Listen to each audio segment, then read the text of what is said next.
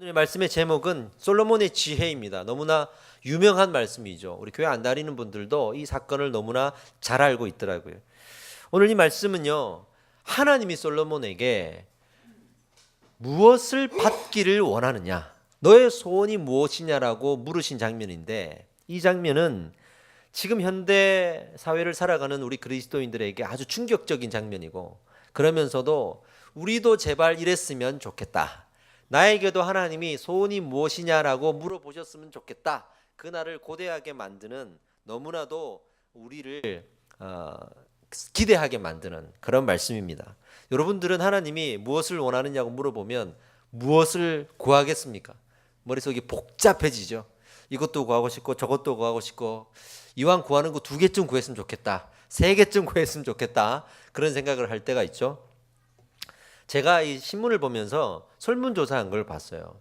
연령대별로 무엇이 가장 소원인지를 조사를 해놨더라고요. 보니까 다 달라요. 10대가 무엇을 구하냐 그러면 게임을 구한다 그랬어요. 그러니까 엄마 잔소리 듣지 않고 정말 마음껏 게임 좀 했으면 좋겠다, 이게 10대의 소원이라는 걸 우리가 알게 됐어요. 20대는 뭐냐면 이성입니다. 사랑하는 사람이 있었으면 좋겠고, 그 사랑하는 사람과 결혼했으면 좋겠다. 돈도 부귀도 명예도 다 필요 없다, 나는 이 사람만 있으면 좋겠다. 이 20대 때의 사랑이잖아요. 30대가 뭐냐면 부자가 되었으면 좋겠다. 그래서 심지어는 내가 결혼을 못할지라도 나는 부자가 될 수만 있다면 그걸 택하겠다. 그러니까 제일 돈에 민감할 때가 30대. 그냥 적당히가 아니라 큰 돈을 벌고 싶은 그런 꿈이 있을 때입니다. 40대는 뭐냐면 우리는 안정적인 걸 좋아하는 거예요. 그래서 큰 돈보다는 정말 안정적인 그런 경제 상황, 그리고 집에도 특별한 일이 없는 안정적인 상황, 직장도 특별한 일이 없는 안정적인 상황, 이것이 소원입니다. 40대죠. 50대가 되면서 드디어 자녀에게로 소원이 돌아갑니다. 50대 정도 되면 자녀들이 이제 대입 시험을 볼 때쯤 되거든요. 그러니까 시험에 잘 합격하고 좋은 대학 가고 아들, 딸이 잘 됐으면 좋겠다, 이게 50대의 소원입니다. 60대는 뭘까요? 60대는 자유롭고 싶다였습니다. 그러니까 애들 다 키워놨잖아요. 그러니까 이제는 좀 속박에서 벗어나서 내 하고 싶은 가고 싶다, 내 마음대로 좀 살고 싶다, 그 마음이 가장 강하다. 70대로 가면서 드디어 건강의 문제가 오는 거죠. 건강했으면 좋겠다, 다 필요 없다, 건강이다, 이렇게 생각하는 거죠. 어떤 연령층도 지혜를 구하는 연령층은 없었어요. 난 지혜롭게 살고 싶고 난 지혜로운 사람이 되고 싶다, 이런 연령대는 없었습니다. 근데 솔로몬이 무엇을 구했죠? 지혜를 구했다고 우리는 알고 있어요. 그래서 솔로몬이 대단한 것처럼 보여지기도 하고, 나도 그 지혜를 좀 구하는 믿음을 가졌으면 좋겠다, 우리는 이렇게 많이 알고 있어요. 저는 어릴 때 충격을 받았습니다. 왜 지혜를 구했을까? 그 지혜가 도대체 무엇길래, 다른 것도 좋은 거 많은데 지혜를 구했을까? 혹시 솔로몬이 뭔가 모르는 사람이 아닐까? 이런 생각을 했을 정도로 이해가 되지 않았었어요. 그러면서 이 본문을 배워갈 때 저는 하나님께서 도대체 무엇으로 축복하셨기에 소원을 물으셨는가에 대해서, 솔로몬이 1000번제의 제사를 드렸기 때문에, 1000번제의 제사를 잘 드렸기 때문에 축복을 받아서 이렇게 소원을 물으셨다라고 배웠고, 그렇게 알았습니다. 그래서 결론으로는 그럼 나도 1000번제를 드려야겠다, 나도 1000의 번제를 드리면서 하나님 앞에 이런 축복을 받아가지고 네 소원이 무엇이냐 했으면 좋겠다, 그렇게 저는 결론을 내리고 그렇게 묵상을 했었습니다. 근데 과연 그럴까요? 이게 과연 올바른 묵상일지, 또 지금 우리에게 주는 의미는 무엇일지를 살펴봐야 되는데, 첫 번째는 1000번제가 무엇인지를 살펴야 되고, 두 번째로는 그 의미가 무엇인지, 또 마지막으로는 솔로몬이 구한 그 지혜가 도대체 무엇인지를 살펴봐야 돼요. 저는 지혜를 세상 살아가는 지혜로 생각을 했거든요. 그러면 이제 잠언서를 읽으면서 나도 우리 아이들도 세상 살아가는 지혜로운 사람, 그래서 모든 일들을 잘 해낼 수 있는 사람이 될 거라고 생각했는데, 아무리 잠언서를 읽어도 안 되더라고요, 이게. 그래서 이 지혜는 무엇일까? 이런 고민도 많이 했었습니다. 한번 알아봅시다. 당시에 솔로몬의 상황이 중요해요. 그러니까 이 질문을 들었던 또 하나님께 이 축복을 받았던 그 상황이 아주 우리에게는 중요합니다. 어떤 상황이었냐면 아버지 다윗이 왕이었고 아버지가 죽으면서 아들 솔로몬에게 왕위를 이어줬어요. 그리고 지금 솔로몬은 그 왕위를 이어받은 지 얼마 안 되었을 때입니다. 지금 솔로몬의 마음에 가장 중요한 일은 나도 아버지처럼 훌륭한 왕이 되고 싶다였어요.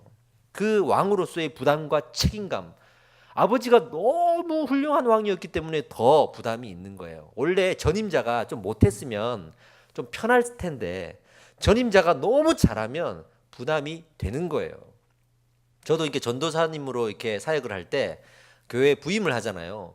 제 전에 있던 전도사님이 일을 아주 못하고 문제를 일으키고 그랬던데 들어가면 환영을 받아. 조금만 잘해도 잘했다 그래. 근데 너무 잘해놓고 간 사람 뒤에 가면 아무리 잘해도 본전치기야 이게. 부담이 되는 거야 이게. 직장도 마찬가지고 모든 일들이 그렇잖아요. 그러니까 지금 직전에 아버지 왕이 너무 잘한 거야. 그러니까 솔로몬에게는 그 부담이 크고 어떻게 하면 잘할 수 있을까 이런 스트레스를 지금 받을 때예요 지금. 백성들이 그 선왕이었던 다윗에 대해서 어떻게 평가했냐면 이런 왕이 다시 세워질 수 있을까 할 정도였습니다. 정말 존경을 받았어요.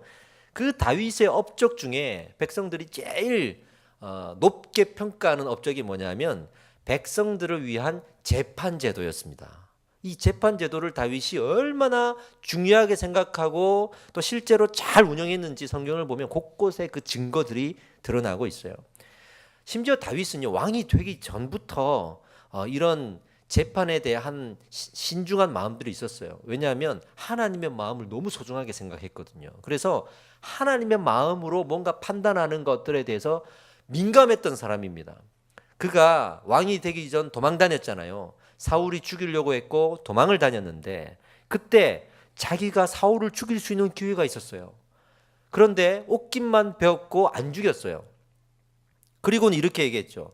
이 사람은 하나님이 세운 사람이다. 하나님이 세웠기 때문에 하나님이 심판하시고 하나님이 판단하실 것이다. 나의 몫이 아니다 하면서 그를 살려줬어요. 그만큼 민감했어요. 하나님의 뜻에 내가 어긋나는 행동을 하지 않으려고. 그리고 왕이 되고 난 이후에도 또 압살롬 자기 아들이 반역을 일으켜서 또 도망가요. 도망가는 중에 시므이라는 사람이 막 다윗을 저주하는 장면이 나옵니다. 가거라 가거라 그러면서 죽으라는 뜻이에요. 근데 왕의 신분으로서 비록 도망은 가고 있지만 주변에 군사들이 있죠. 그러니까 부하가 저 사람을 내가 죽여버리겠습니다. 어떻게 감히 왕을 지금 저렇게 능멸하고 저주를 합니까? 했을 때 다윗이 또 뭐라 그러냐면 놔둬라. 저 사람이 저주를 해도 그 저주를 실행할 사람이 하나님이에요. 그 실행을 하나님이 하신다고. 근데 하나님이 그럴 뿐이 아니에요. 그러니까 놔둬라. 이 여유를 가지고 말하는 것 보세요. 우리는 누구한테 저주받으면 막 죽을 것 같은데 다윗 보세요. 그 저주를 실행할 하나님이 그럴 뿐 아님을 내가 안다. 그러니 평안하게 놔줄 수 있는 거예요. 그럴 정도로 하나님의 마음에 아주 민감했던 사람이 바로 다윗입니다. 그런데도 실수하고 죄를 짓는데 그런 정도의 민감함이 없다면 또 얼마나 많은 죄를 짓겠어요 우리가. 그렇게 생각해야 돼요. 그러면서 이 재판 제도를 만들고 재판 제도를 하나님 앞에서 잘 운영하려고 했던 거예요. 얼만큼 잘 운영했는가, 얼만큼 훌륭하게 운영했는가 하면 이 솔로몬이 지금 하나님 앞에 지혜를 달라고 말할 때 어떤 다른 말을 하게 됩니다. 이 말에서 그 증거를 찾아볼 수 있어요. 9절 말씀이에요. 누가 주의 이 많은 백성을 심판할 수 있사오리까 이랬잖아요. 그러면서 지혜를 달라고 한 거예요. 이 주의 많은 백성들을 어떻게 심판을 하느냐, 내가 어떻게 재판을 하느냐, 이 말에서 느낄 수 있는 건 뭐냐면 정말 재판할 일이 많았겠구나. 그 수많은 사람들의 재판을 왕이 어떻게 다 담당을 하냐 말이에요. 밑에서 나름 1차 추리고 2차 추리고 왔겠지만 나중에 대법원 같은 그런 자격으로 최종 결정은 왕이 하는 거거든요. 그 송사가 얼마나 많았겠어요. 그 당시에 이스라엘의 인구가 몇 명 정도였겠습니까? 지금 다윗이 살아있을 때 인구 조사를 하거든요. 인구 조사를 했을 때 그때 인구가 약 한 130만 명 정도 나옵니다. 그러니까 그때 130만 명은 칼을 들 수 있는 자이기 때문에 20세 이상의 남자를 얘기해요. 근데 여성들도 있고 아이들도 있으니까 훨씬 많은 인구였겠죠. 그러니까 남자 성인만 해도 130명이니 그 인원이 얼마나 많았을 것이고 그 송사가 얼마나 많았을 것이고 송사를 들으면서도 지금처럼 무슨 과학 순사대가 있겠어요? 뭐가 있겠어요? 사람 말 듣고 판단하는 건데 판결은 또 얼마나 힘들겠어요. 130명이라는 숫자가 얼마나 많은지를 우리가 더 실감할 수가 있겠죠. 지금 우리 김포가 몇 명이냐 그러면 올 2월 달 기준으로 43만 명이 넘었습니다. 작년 대비해서 약 3만 명 정도가 늘었고요. 인구 증가율이 전국 2위입니다. 1위가 화성이고 2위가 우리 김포예요. 그만큼 많이 유입되고 있는 곳인데 재밌는 건 평균 나이가 나왔는데요. 39세래요. 우리 김포의 평균 나이가 그 39세보다 더 나이를 많이 드신 분들은 이미 평균 나이를 넘어선 거야 지금.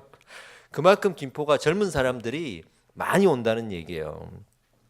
근데 그 33만 명밖에 안 되는데 130만 명 정도 되려면 어디 정도 될까요? 제가 찾아보니까 수원 그리고 용인 정도 되더라고요.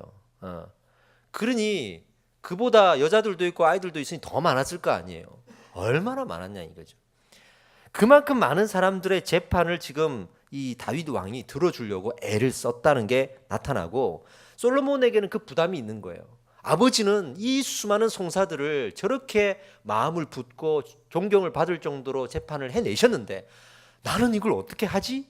쌓여있는 그 서류들을 보면서 그런 생각하지 않았겠습니까? 그런 부담이 있었어요. 여러분, 누군가의 이야기 들어주는 게 어려워요. 근데 들어주고 판결해 주는 건 더 어려워요. 권력을 가지고 자리가 높아질수록 제일 힘들어지는 게 들어주는 일이 힘듭니다. 자기가 뭐 말하고 싶지 그 자리에 앉아서 쫙 보이지 않는 저 백성 그냥 진짜 그 수많은 백성 중에 한 명의 이야기를 그렇게 일일이 들어준다는 건 쉬운 일이 아니거든요. 거기다가 판결까지 해줘야 되잖아요. 판결이 또 정확해야 되잖아요. 그러니까 스트레스가 많죠. 아이들조차도 우리 부모들에게 와가지고 이런 저런 얘기하면 들어주기 어려울 때가 있어요. 저도 우리 다둥이네니까 아이들이 한 명씩 와갖고 뭐 물을 때 때로는 아이들이라고 만만한 게 아니더라고. 그냥 제가 답변이 딱 막힐 때가 있을 정도로 아주 복잡한 질문들도 합니다. 얼마 전에 우리 막내가 와가지고 학교에서 있었던 일을 얘기하는데 요즘에 초등학교 여자아이들은 어떻게 노냐면 단짝이라는 게 있대요. 그래서 너와 내가 단짝하자. 우리 3명 단짝하자 그러면 3명만 노는 거야. 그리고 다른 단짝이 아닌 다른 친구가 와서 놀자 그러면 다 합의를 해가지고 우리 같이 놀래 해서 이제 논대요. 여기서 안 돼 그러면 또 놀기가 어렵대 이게. 자기는 이 친구랑 놀고 싶은데 우리 단짝들이 걔랑 놀고 싫대요. 그러니까 이 중간에서 어떻게 될지 모르겠다는 거야. 야 어른들의 고민이 여기에 있더라고요. 그래서 제가 그래서 남자애들은 그럼 어떻게 놀아 했더니 남자는 다 논대 그냥 니캉 내캉 할 거 없이 다 논대. 역시 남자는 단순하고 여자는 복잡하구나 느꼈는데 여기에서 어떤 답변을 해야 될까 하다가 제가 아주 지혜롭게 답변을 하고 위기를 모면을 했습니다. 엄마한테 물어봐 이렇게 해서 나는 여자들의 그 복잡한 미묘한 그 심정을 모르겠어요. 한 아이의 그 고민 하나 들어주는 것도 때로는 어려워요. 신앙적인 질문할 때도 생각보다 어려운 질문을 합니다. 죽음이 뭐야라는 질문 같은 거 할 때 때로는 헉할 때가 있어요. 이렇게. 그러니 이 다윗의 재판에 얼마나 마음을 쏟았는지를 우리가 지금 좀 실감할 수 있어야 됩니다. 이스라엘의 그 통일 왕국이었잖아요. 그 통일 왕국을 다 돌보려면 주변에 있는 정치적인 상황 그리고 어떤 군사적인 문제 이런 거 다 해결해야 되는데 그 바쁜 사람이 이 백성들의 이야기를 들어줬다는 거 아니겠습니까? 다윗이 왜 그럴 수 있었을까요? 아까 말했듯이 그만큼 왕이 되기 전부터 하나님의 마음에 민감했어요. 그가 도망 다니던 시절에 동굴에서 누구랑 같이 살았다 그랬죠? 환난 당한 자, 줄인 자, 원통한 자 이런 사람들과 함께 살았다 그랬습니다. 그렇게 저 밑바닥부터 민심의 이야기를 들어왔고 무슨 일이 일어나는지를 들어왔던 사람이었기 때문에 그것이 믿음의 걸음이 되어서 왕이 되었을 때 이 재판 제도를 정말 아꼈던 거죠. 심지어는 이 재판 제도를 운영할 때 율법대로 운영하는 것을 원칙으로 삼았습니다. 하나님의 마음이 담기기 위해서는 법대로 해야 되는데 하나님의 법이 바로 율법이기 때문에 율법대로 운영하는 것, 원칙 또는 율법대로 하려면 왕이 최종 결정권자여야 했어요. 맡기면 안 돼요. 맡기면 공정성에 위험성이 생깁니다.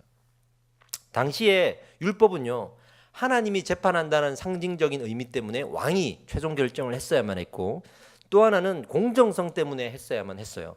생각해 보세요. 그때는 뭐 돈 몇 푼 찔러주면 판결 바뀌는 건 그건 시간 문제인 거예요. 그 당시 비슷한 시기에 많은 역사적인 자료들 중에 함무라비 법전 자료들 살펴보면 그 당시의 뇌물로 판결이 바뀌어지는 일들이 얼마나 많았는지가 나옵니다. 그러니까 그런 것 때문에 더 왕이 최종 판결을 해야만 했던 거죠. 신약 시대에도 예수님이 악한 재판장과 과부의 비유를 하시면서 그 당시에도 재판의 공정성이 얼마나 비껴나가 있는지를 고발해주는 그런 내용들이 나오잖아요. 구약의 시편에 보면 다윗이 아침마다 뭐하러 가냐면 재판하러 갑니다. 우리 금요일 날 시편 묵상할 때는 이 내용이 나왔었어요. 다윗이 아침마다 내가 재판하러 가면서 이 시를 고백하고 노래를 부르던 그런 장면들이 나와요. 그만큼 이 재판의 제도를 정말 성실하게 운영을 했다는 거죠. 이 때문에 솔로몬이 이 재판에 대한 부담이 컸다 이거예요. 그리고 다윗이 솔로몬에게 유언을 남깁니다. 이 재판 제도만큼은 네가 잘 이어받았으면 좋겠다라는 그 마음이 유언 안에 다 담겨 있어요. 그러니 더 부담되는 거예요 지금. 그 유언으로 넘겨주면서 첫 번째 유언은 이 재판 제도를 방해할 수 있는 사람을 처단해라. 하나님의 율법에 어긋나고 내가 살아있을 때는 그 사람들을 통제하고 내가 무서워서라도 그 사람들을 꼼짝 못했는데 네가 왕이 되면 이 사람들은 가만히 있지 않을 거다. 그러니까 네가 왕이 되자마자 처단해라. 목록을 알려줍니다. 그 중에 하나가 아까 말했던 그 저주했던 심의도 포함됩니다. 그래서 솔로몬에 의해서 처단을 당하게 되죠. 그러니까 그 율법에 방해되는 자를 처단하고, 또 하나는 네가 타협하지 말고 힘써서 대장부가 되라. 그러면서 힘써 대장부가 되라는 표현을 씁니다. 마치 이제 모세가 여호수아에게 바톤을 넘겨주면서 담대하라, 강하고 담대하라고 했던 것과 비슷한 상황이 된 거예요. 그리고 구체적인 유언의 내용이 나오는데 열왕기상 2장 2절로 3절에 나옵니다. 내가 이제 세상 모든 사람이 가는 길로 가게 되었노니 너는 힘써 대장부가 되고 내 하나님 여호와의 명령을 지켜 그 길로 행하여 그 법률과 계명과 율례와 증거를 모세의 율법에 기록된 대로 지키라. 그리하면 내가 무엇을 하든지 어디로 가든지 형통하리라. 이 말씀을 잘 기억해 놓으세요. 이렇게 유언을 했다는 겁니다. 이로써 솔로몬의 이 부담은 정말 컸구나를 우리는 알 수가 있어요. 문제가 생겼어요. 이어받는 건 이어받으면 되는데 솔로몬이 지혜가 없는 사람이에요. 정말 지혜가 없는 사람이에요. 누가 아냐? 하나님이 알아요. 지금부터는 시선을 하나님께로 한번 돌려봅시다. 하나님이 이렇게 보시니까 다윗이 참 지혜롭게 잘했어요. 솔로몬이 지혜가 없는 사람이에요. 근데 그 증거들이 오늘 본문이 포함되어 있는 이 소원을 묻는 기적의 사건, 그 사건의 본문 1절부터 모든 것을 상징하는 사건 하나가 나옵니다. 그게 뭐냐면 솔로몬이 결혼을 하는 장면이. 그 결혼이라는 그 사건을 살펴보면 이후에 나올 지금 우리가 이야기하고 있는 이 일천번제와 소원을 묻는 일이 지금 우리가 알고 있었던 단순한 축복이 아니고 다른 묵상을 좀 해야 되는 교훈이 있구나 생각이 들 거예요. 그 결혼 때로 한번 돌아가 보겠습니다. 1절을 한번 읽어보겠습니다. 같이 한번 읽어봅시다. 시작. 솔로몬이 애굽의 왕 바로와 더불어 혼인 관계를 맺어 그의 딸을 맞이하고 다윗성에 데려다가 두고 자기의 왕궁과 여호와의 성전과 예루살렘 주위의 성의 공사가 끝나기를 기다리니라. 아멘. 누구랑 결혼했다 그랬죠? 애굽 왕 바로의 딸과 결혼을 했어요. 그 말은 무슨 말이냐면 당시의 결혼은 육적인 결혼이 아니라 종교적인 결혼까지 포함됩니다. 서로 간의 종교가 혼합되는 거예요. 솔로몬이 왕이 되자마자 이렇게 결혼하면서 정치적으로 또 종교적으로 혼합 정책을 펼쳤어요. 그러니 하나님의 마음과는 너무나도 동떨어진 상태였던 거예요, 지금. 그런데 다윗처럼 그 재판을 소중하게 생각할 수 있겠습니까? 감당할 수 있겠습니까? 그런 상황이었고 하나님이 그것을 아시는 거예요. 이 바로의 딸과 결혼해서 다윗성에 데려와서 같이 살았다니까요.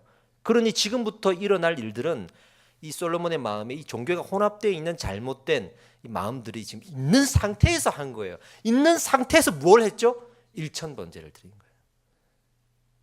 성경은 지금부터 일어날 일들에 대한 근거를 여기서 다 제시를 한 거예요, 이미. 솔로몬의 신앙이 얼마나 변질되어 있는지, 혼합되어 있는지를 말해주는 사건 중에 하나가 일천번제 사건이에요. 그러니까 우리는 일천번제를 너무 이렇게 축복의 근거로만 생각하니까 그 고귀한 일천번제 이렇게 생각하지만 사실은 그런 의미는 아니었습니다. 한번 보세요. 솔로몬 왕이 되고 일천번제를 드립니다. 그러니까 일천번제에 대해서 첫 번째 오해를 풀어야 될 것은 일천번제가 아니라는 거예요. 그러니까 천일 동안 매일 번제를 드렸다는 이야기가 아니라 일천번제예요. 그러니까 일천의 제물을 한꺼번에 그 번제단에서 드린 거예요. 그러니까 한 번에 1,000마리의 제물들을 드린 거예요. 소가 되었든지 양이 됐든지 섞여 있든지 그랬겠죠. 그걸 다 드린 거예요. 지금 그 교회에서도 1,000번째 헌금하시는 분들이 있잖아요. 보통은 이제 매주 1번, 2번, 3번, 3번, 1,000일 동안 드린다고 이게. 근데 왜 이렇게 하냐 그러면 이제 교회적으로는 1,000번째를 하고 싶으니까 자발적으로 하시라 하지만 한꺼번에 할 수 없잖아요. 뭐 집 팔고 땅 팔 수도 없잖아요. 그러니까 하되 나누어서 해라 해서 목회적으로 이제 배려를 한 겁니다. 그렇게 이해해 주시면 되는데 저희 교회는 공식적으로는 이제 1,000번제는 없어요. 근데 1,000번제를 하겠다 그러면 하시도록은 해요. 근데 어떻게 우리가 가르치냐면 첫 번째로는 우리는 감사헌금으로 받겠다. 두 번째로는 솔로몬의 그 축복의 근거로 생각하고 1,000번제를 드리지 마시고 작정헌금으로 드리시라 그래요. 예수님의 40일 금식 기간을 우리가 본받아서 40일 작정하잖아요. 그처럼 이 1,000일이라는 이 상징적인 숫자로 작정하시라 이렇게 저는 교훈을 이렇게 가르쳐 드립니다. 그런 의미로 하시는 것까지는 상관이 없는데 솔로몬의 축복의 근거라고 말할 때는 많은 문제들이 지금 생긴다는 거죠. 진짜 그러면 1,000마리를 드렸느냐? 이것도 사실은 논란이 많습니다. 왜냐하면 그 당시에 제단은 하나였거든요. 하나에서 모든 걸 다 드려야 됩니다. 근데 그 하나의 그 사이즈가 성경에 나오는데 소가 2마리 올라가면 끝나는 거예요. 3마리 못 올라가요. 그러니까 2마리를 올린다 하더라도 500번을 드려야 됩니다. 그러니 하루에 드릴 수 있는 문제가 아니에요. 또 그 재물을 칼로 이렇게 각을 뜯어서 내장을 다 끄집어내고 그건 그거대로 또 다시 불을 살라야 되고 그리고 중요한 거는 제사를 드린 장소가 바로 기브온 산당이라고 되어 있는데 왕이 있는 곳으로부터 이 산당까지 거리가 12km예요. 거기에 이 제물을 날라야 되고 그리고 땔감도 준비해야 되고 많은 사람들이 붙어가지고 한꺼번에 제물을 드리지 않으면 안 되는 거잖아요. 그 말은 무슨 말이죠? 이 편법이 나왔다는 거예요. 이게 원래 그렇게 드리는 게 제물이 아닌데 많이 드리기 위해서 선한 의도이기 때문에 하나님의 마음이 오히려 결여되어 있는 그런 제사가 되어버렸던 거예요. 얼마나 하나님 앞에 무지한 거였는지를 우리가 알아야 됩니다. 수많은 백성들이 노역에 참가를 했어야만 했고 심지어는 나중에 성전을 짓고 봉헌식을 하는데 그때는 제물을 더 많이 드려요. 얼마나 드리냐면 소가 22,000마리, 양이 12만 마리라고 성경에 나와 있어요. 그러니까 그렇게 많은 양을 가지고 제사하면 되는 줄 알았던 거예요. 근데 다윗의 제사를 보세요. 어떻게 했을까요? 한 마리의 어린 양을 드리더라도 하나님의 마음을 담아서 그 뜻을 구하는 마음으로 할렐루야. 그게 하나님 원하시는 건데 솔로몬은 지금 그만큼 무지하고 좀 지혜가 없는 거예요. 그리고 지혜를 구한다 그랬잖아요. 그가 구한 지혜는 무엇일까요? 그리고 하나님은 그런 사람에게 왜 또 축복을 하셨을까요? 이걸 또 풀어야 돼. 솔로몬이 얼마나 지혜가 없었는지 하나만 더 제가 근거를 삼을게요. 그가 어디에서 지금 제사를 드리냐면 기브온 산당입니다. 이게 문제가 되는 거예요. 왜냐하면 당시에는 성전이 없었기 때문에 제사를 어디에서 드렸냐면 시온산에서 드렸어요. 근데 여기는 기브온 산당인데 여기는 어디냐? 옛적부터 우상에게 바알신에게 절하며 제사를 지냈던 그 바알신 전용 제사 장소예요. 근데 선배들도 여기에서 제사를 드리면 안 된다 그래가지고 300년 동안 제사를 안 드려왔었다고. 근데 솔로몬이 지금 여기서 드리는 거예요. 왜? 크니까, 잘 돼 있으니까. 성경에 그렇게 나와요. 크고 잘 돼 있다고.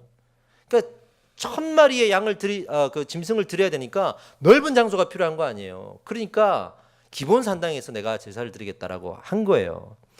이 모든 일들이 지금 솔로몬이 하나님의 마음을 잘 분별하고 그 마음에 합당한 제사를 드리는 건 아니구나를 우리는 이제 알 수가 있는 거죠.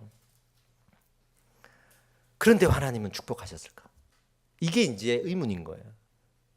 이렇게 말씀드리고 싶어요. 이 과정을 다 지켜본 하나님이 이 구약에 아주 공통적으로 행하셨던 패턴이 하나가 있습니다. 긍휼히 여기시는 패턴이 있어요. 긍휼히 여기십니다. 하나님이 세우신 사람한테만큼은 그가 실수하고 잘못했을 때 먼저 화를 내지 않고 긍휼히 여기시는. 그래서 아브라함을 세웠을 때 아브라함이 자기 아내를 누이라고 속이는 그런 잘못을 했는데도 긍휼히 여기셔서 바로의 꿈에 나타나셔가지고 보내 해가지고 오잖아요. 그런 것처럼 본인이 세운 사람에 대해서 긍휼히 베푸시는 하나님의 패턴이 있었어요. 그러니까 솔로몬이 지금 잘못을 하고 있는데도 하나님의 패턴이 나오는 거예요. 그래서 긍휼히 여기시고 불쌍히 여기셨습니다. 그리고 하나님 안타까워하시는 게 있죠. 지혜가 있어야 되는데, 지혜가 있어야 되는데 지혜가 없어. 근데 이 지혜가 없는 사람이니까 하나님께 기회를 주시고자 한 거예요. 그래서 물으셨어요. 무엇을 원하느냐? 하나님 마음이 어떻겠어요? 나는 너에게 지혜를 주고 싶은데 네가 지혜가 있다고 말했으면 좋겠는데 하면서 물으신 거예요. 무엇을 원하느냐? 그때 솔로몬이 기가 막히게 답을 한 거예요. 이게 이쁜 거야. 이게 잘한 거야. 하나님, 내가 지혜가 필요합니다 라고 말한 거예요. 그러니까 우리 하나님이 그 이야기를 듣고 10절에서 이렇게 말씀하십니다. 솔로몬이 이것을 구하매 그 말씀이 주의 마음에 든지라, 이렇게 기록하고 있잖아요. 드디어 하나님 마음에 든 그 정답이 정해 있는 그 답을 지금 해낸 거예요. 얼마나 감사해요. 근데 그 지혜는 무슨 지혜일까요? 우리는 그냥 지혜라고만 알고 있는데 성경을 보면 그냥 지혜라는 말은 안 나와요. 솔로몬이 구할 때 어떻게 구했냐면 재판할 때 선악을 분별하게 하소서, 이렇게 얘기했어요. 지혜라고 말한 적 없어요. 근데 하나님이 그걸 듣고 또 말할 때는 송사를 듣고 분별하는 지혜를 네가 구했다, 이렇게 했어요. 그러니 여기서 말하는 지혜는 우리가 세상을 살아가면서 경험하는 그런 세상을 지혜롭게 살아간다 했을 때의 지혜가 아니고 하나님의 뜻을 분별하는 지혜, 할렐루야. 하나님의 마음을 분별하는 지혜를 말했던 거예요. 그러니 우리는 잠언서 읽고 솔로몬의 그 지혜를 본받는다 하면서 이러면 세상에서 지혜로운 사람이 돼 있지 마치 얘기하는데, 사실 여기서 말하는 지혜는 어떤 그 손자병법에 나오는 그런 지혜가 아니라 하나님의 뜻을 분별하는 지혜를 말했던 겁니다. 성경에 그렇게 정확하게 나와 있습니다. 그 지혜를 구한 거예요. 그러니까 만약에 다윗이 이렇게까지 재판을 소중하게 생각하지 않고 자기 아들 솔로몬에게 그걸 유언으로 남기면서 이 부담감을 엄청나게 지어주지 않았다면 솔로몬이 지혜를 구했을까요? 그래서 이건 다윗이 잘한 거예요. 다윗이 너무 잘한 거예요. 하나님이 이 솔로몬을 보면서 참 안타까웠어요. 지혜가 없음을 보고. 그래서 기회를 주려고 물었다 그랬어요. 우리도 여러분 솔로몬처럼 그렇게 지혜가 없는 사람일 수 있어요. 하나님의 뜻을 분별 못하는 사람일 수 있어요. 세상의 손자병법은 잘 알지만 아버지 뜻은 모르는 사람일 수 있어요. 그래서 여기서 하나 우리가 배워야 될 것은 솔로몬처럼 우리는 다른 것보다 지혜를 그래서 구해야 되는 거예요. 하나님의 뜻을 알고 싶다고 하나님 앞에 나아가야 되는 겁니다. 할렐루야. 하나님의 뜻을 모른다고 좌절할 필요도 없고, 그래서 말씀을 모르고 성령의 임재를 모르고 하나님의 뜻도 모른다고 해서 불평할 필요도 없어요. 중요한 건 구해야 된다는 거예요. 아멘입니다. 구해야 된다는 겁니다. 근데 솔로몬을 칭찬할 수 있는 게 또 하나 더 있어요. 지금 1000번제를 얘기하는 게 아닙니다. 하나 더 있어요. 하나님 앞에 지혜를 구했다는 것 외에 하나 더 있는데, 그게 뭐냐면 자기가 지혜가 없다는 걸 아는 거예요. 지금 그렇잖아요. 하나님, 나 지혜가 없습니다. 나 하나님 뜻을 분별하지 못합니다.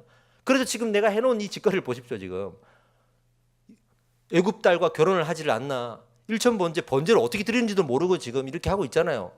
그러니까 하나님 앞에 자기의 모습을 지금 인정하고 있는 것 자체가 귀한 거예요. 우리가 하나님에 대해서 모르면 모른다고 해야 되고, 하나님 가르쳐 달라고 해야 되는 거예요. 이 정직한 마음이 내가 조금 안다고 교만하는 것보다 훨씬 나은 거예요. 우리 하나님 앞에 정직합시다. 할렐루야입니다. 예? 솔로몬의 그 마음에 하나님이 마음에 들고 그리고 감동을 받으신 것 같아요. 예. 우리도 여기서 교훈을 얻어야 되죠. 어떤 교훈을 얻어야 될까요? 우리도 1,000마리의 번제를 한꺼번에 드립시다. 그래서 집 팔고 논 팝시다. 이렇게 할까요? 그래서 축복받아갖고 하나님께서 소원을 물어보시는 이 축복을 받읍시다. 그렇게 할까요? 우리도 그래서 지혜를 구해서 세상에서 손자병법 이상의 지혜를 가집시다. 이렇게 할까요? 그게 아니라 지금 하나님께서 우리에게 요구하시는 그 교훈은요, 이 수많은 백성들의 수많은 송사를 들을 마음이 있느냐? 그런 다윗 왕처럼 지금 이 솔로몬처럼 하나님의 뜻을 분별하고 싶은 마음이 있느냐? 그 말씀 앞에 엎드려서 하나님의 말씀을 들을 마음이 있느냐? 이것을 물으시는 거예요. 할렐루야입니다. 그런 마음이 우리에게 있다면 하나님은 그 마음에 우리에게 답하실 거예요. 참 마음에 든다. 이렇게 하실 거예요. 지금 우리에게 중요한 거는요, 그분의 말씀을 듣고자 하는 그 갈망이에요. 수많은 사람들의 이야기를 들으면서 하나님의 마음으로 권면해주고 하나님의 마음을 그들에게 전해줄 수 있는 그런 사람이 되고자 하는 그런 하나님을 향한 마음이에요. 이것이 가장 소중한 것입니다. 그런 여러분들이 되실 줄 축복합니다. 예. 가지고 싶은 것들 많았을 거 아니에요. 그런데 그 다윗에게 물려받은 그 유언 때문에 부담을 가져서 어떻게 하면 재판을 잘할 수 있을까 고민하는 사람에게 하나님이 그 질문을 딱 던지셨다는 이 상황이 얼마나 중요해요. 그러니 솔로몬은 이 재판 잘하게 해주세요라고 딱 구했던 거예요. 그러니 이 유언으로 인한 부담이 솔로몬에게는 축복이었던 거예요. 이게 축복이에요. 1,000번째의 축복보다 더 큰 축복은 그 아버지 다윗에게 물려받은 부담감이에요. 그래서 내가 그걸 구할 수밖에 없었던 그의 상황이었습니다. 여러분 무슨 부담감을 가지고 있습니까? 우리는 살아가면서 하나님을 믿는다고 교회를 다닌다고 할 때 어떤 부담감이 있어요. 이 부담감, 이건 알겠는데 이걸 나에게 왜 주셔가지고 괜히 오늘 저 말씀 들어가지고 순종은 해야 된다는 걸 아는데 나는 부담이고, 근데 그 부담 때문에 내가 지금 고민하고 있고 이 부담 때문에 그래도 하나님 학교라고 순종할 때가 있잖아요. 그 부담이 축복인 거예요. 할렐루야. 이 축복을 마다하지 마시고 이 부담을 받으시기 바랍니다. 그래서 우리 흔히 얘기하잖아요. 거룩한 부담 받는다고. 이건 축복인 거예요. 이 부담이 없으면 우리 신앙생활 할 때 이 결정적인 순간에 지혜를 못 구합니다. 우리는 못 구합니다. 하나님이 칭찬하잖아요. 11절에서 12절에 이렇게 솔로몬을 칭찬하잖아요. 자기를 위하여 장수하기를 구하지 아니하며 부도 구하지 아니하며 자기 원수의 생명을 멸하기도 구하지 아니하고 오직 송사를 듣고 분별하는 지혜를 구하였으니. 네가 구하고 싶은 것 이렇게 많은데 재판을 잘하게 해달라고 구한 게 너무 이쁘다. 이런 칭찬을 받았잖아요. 그러니 우리는 이 거룩한 부담을 가지고 하나님 앞에 순종하면서 정말 하나님의 영광이 드러나도록 선택을 하고 결정을 하면 하나님이 이렇게 축복하시는 거예요. 아멘. 예? 그러니까 우리가 똑같이 지혜를 구하더라도 그 지혜의 의미를 알고 또 1,000번제를 통해서 하나님께 이 질문을 받으려고 하지 말고 우리가 하나님의 말씀 앞으로 가면 되는 거예요. 그 말씀 앞으로 가면 되는 거예요. 그런 여러분들이 되시기를 다시 한번 축복합니다. 예? 여기서 끝나는 것도 아니에요. 그리고 솔로몬이 정말 그렇게 지혜를 받아서 분별한 대로 살았습니까? 그의 인생은 그렇지 않았어요. 또 수많은 죄를 지었습니다. 하나님의 성전보다 자기 성전을 더 크게 지었습니다. 그건 어떻게 된 거냐고. 지혜를 받았는데 이건 어떻게 된 거냐고. 이 비밀이 마지막 절에 나와요. 이 비밀이 마지막 절에 나와요. 제가 읽어드릴게요. 내가 만일 내 아버지 다윗이 행함같이 내 길로 행하여 내 법도와 명령을 지키면, 뭐라고요? 법도와 명령을 지키면 내가 또 내 날을 길게 하리라. 그러니까 이 분별한다고 끝나는 게 아니에요. 분별의 지혜를 얻었어도 솔로몬은 그것을 행하여야만 했다는 거예요. 실천해야만 했다는 거예요. 근데 분별하지만 그래도 그것을 불순종하고 또 죄를 지을 수도 있구나. 우리 신앙은 그 지혜를 구하는 것으로 끝나는 것이 아니요, 지혜를 받아서 하나님 앞에 내가 순종의 열매를 드리는 것이 우리의 마지막이어야겠구나. 이런 교훈을 마지막에 우리에게 남겨주시는 거예요. 마지막으로 제가 여러분들에게 도전하면서 이 이야기를 마무리하겠습니다. 여러분들의 마음 안에 하나님을 향해 구해야 될 것들이 많죠. 기도하죠. 그 기도의 제1순위가 뭡니까? 제1순위가 뭡니까? 하나님, 저에게 집을 주세요, 차를 주세요, 무엇을 주세요라고 하는 마음들 없을 수는 없지만, 그러나 오늘 이 설교를 통해서 여러분들이 결단해야 되실 것은 하나님의 뜻을 분별하는 사람이 되고 싶습니다. 이것이 내 인생의 1번의 기도 제목이 될 줄 믿습니다. 하나님 뜻을 분별하고 싶습니다. 그런 사람이 되고 싶습니다. 그래서 여기저기에서 저에게 이게 맞다 저게 맞다 하고 이게 뭐냐 저게 뭐냐고 했을 때 그 하나님의 마음을 내가 분별하는 사람으로서 내 입에서 나오는 모든 고백들이 하나님의 기쁨이 될 줄 믿습니다. 주의 영광이 드러나게 될 줄 믿습니다. 그리고 또 하나의 결단이 필요해요. 그 분별을 받아서 내가 행해야 됩니다. 분별한 대로 실천해야 됩니다. 우리 교회 와가지고 그래 저게 맞는데 하면서도 전문 열고 나가서 그래도 현실은 그게 아니지 하면서 불순종할 때도 얼마나 많습니까? 우리가 실천하는 건 우리의 몫입니다. 우리의 몫입니다. 이건 누가 대신해 주는 게 아닙니다. 일천의 번제를 드린다고 해서 하나님이 기뻐하신다고 생각하지 마세요. 정말 가난한 여인의 두 렙돈에 우리 예수님이 감동하시고 칭찬하신 것처럼 우리의 마음에 기쁨이 있어야 됩니다. 저는요, 담대하게 말하고 싶습니다. 여러분 절대 교회 헌금할 때 빚내고 그리고 집 팔고 그러지 마십시오.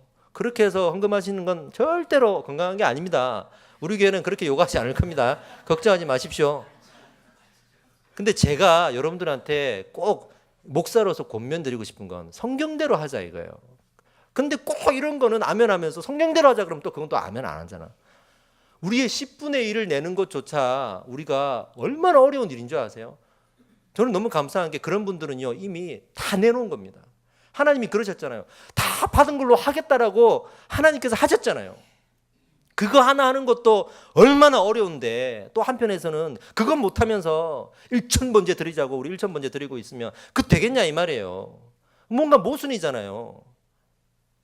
우리가 하나님 앞에 그 뜻을 분별한다 그러면 이게 뭐냐가 중요한 게 아니고 내가 하나님 뜻대로 순종하고 있는 그 삶과 그 선택과 그 기준으로 우리 하나님은 수많은 제사를 받은 것처럼 기뻐하시는 거예요. 이 기쁨을 하나님 앞에 드리십시오. 할렐루야. 오늘 결단할 게 무엇입니까? 우리 이제 기도할 텐데요. 내게 결단할 게 무엇입니까? 오늘 우리의 기도 제목은 찾았어요. 제 1번의 기도 제목이 무엇이어야 하는지를 찾았어요. 이제 하나님께서 분별하게 하실 거거든요. 말씀을 배울 것이고 말씀을 묵상할 것이며 기도하면서 하나님 알려주실 겁니다. 그럼 우리가 무엇을 결단해야 될 것입니까? 이렇게 결단하셔야 됩니다. 하나님 말씀하시는 대로 내가 살겠습니다. 하나님 말씀하시는 대로 살겠습니다. 예수님이 베드로에게 물으셨잖아요. 내가 나를 사랑하느냐? 그때 베드로가 내가 예수님을 사랑합니다 했잖아요. 잘 보세요. 베드로의 마음에 예수를 3번이나 부인했던 그 마음에 이 고백이 나왔을 때 그 마음을 묵상해 보십시오. 이제 알았습니다. 내가 예수님 따라다니고 큰 차례 하나 얻으려고 붙어 있고 내 가족들 버리고 내 생업도 버리고 예수님을 따랐다. 근데 그거보다 더 중요한 게 있다는 걸 이제 알았어요. 예수님의 마음. 진작 알았더라면 예수님이 이제 내가 끌려가서 고난을 당하고 죽어서 3일 만에 부활이라 했을 때 아멘 했을 텐데, 예수님의 뜻이었기 때문에 내가 아멘 했을 텐데 그때는 몰랐어요. 그때는 그냥 내 인간적인 마음에 그냥 그렇게 생업 버리고 가족 버렸으니 된 줄 알았고 예수님 따라다니고 있으니 된 줄 알았고 그랬어요. 제일 중요한 걸 놓치고 있다는 걸 이제 알았어요. 예수님의 마음이 무엇인지 그 뜻이 무엇인지 내가 그 말씀을 들으면서도 그 뜻도 모르고 내가 쫓아다녔는데 이제 알 것 같아요. 근데 그 뜻이 분별될 때 드디어 우리가 예수님을 사랑하게 됩니다. 예수님의 마음을 알게 될 때 예수님을 사랑한다고 고백할 수 있습니다. 오늘 그 은혜가 여러분들에게 임할 줄 믿습니다. 아버지의 그 사랑이 그렇게 임할 줄 믿습니다. 우리가 아버지를 사랑하지 못했던 이유가 여기에 있었습니다. 아버지, 그 분별하는 지혜를 오늘 내게 주시고 내가 행할 수 있도록 오늘 내가 결단할 때 하나님 성령님 도와주셔서 내 마음의 그 약함들을 하나님 의지하게 하시고 하나님 행할 수 있도록 지킬 수 있도록 도와주시옵소서 라고 우리 한번 기도하겠습니다.